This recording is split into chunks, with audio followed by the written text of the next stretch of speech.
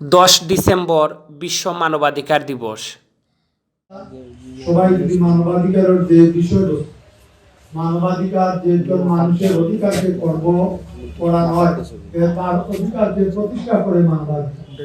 আমরা যদি নিজের পরিবারের মানবাধিকার রক্ষা করি, তাহলে পরিবার থেকে সমাজ, সমাজ থেকে রাষ্ট্র।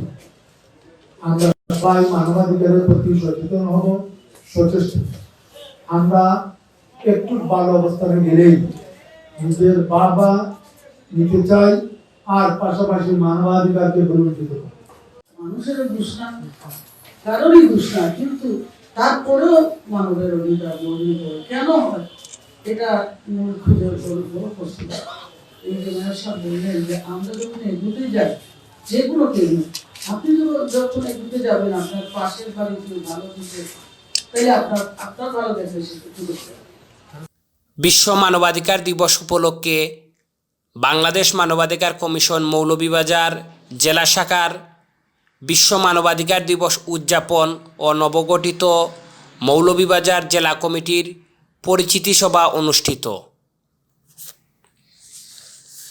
মৌলভীবাজার জেলা কমিটির সাধারণ সম্পাদক শাহিন আহমদ চৌধুরীর সঞ্চালনায় ও সভাপতি অ্যাডভোকেট কিশোরী পদদেব শ্যামলের সভাপতিত্বে উক্ত অনুষ্ঠানে প্রধান অতিথি হিসেবে উপস্থিত ছিলেন সংরক্ষিত মহিলা আসনের সংসদ সদস্য 336 সৈয়দা জৌহরা আলাউদ্দিন এমপি মহোদয়। বিশেষ অতিথি হিসেবে উপস্থিত ছিলেন মৌলভীবাজার পৌরসভার মেয়র আলহাজ ফজলুর রহমান। এতে অন্যান্যদের মধ্যে উপস্থিত ছিলেন বাংলাদেশ মানবাধিকার কমিশন মৌলভীবাজার জেলা শাখার নির্বাহী সভাপতি আবু তায়ের, নির্বাহী সভাপতি ডাক্তার জিল্লুল হক, সিনিয়র সহসভাপতি ডাক্তার দীনেশ সূত্রধর, সহসভাপতি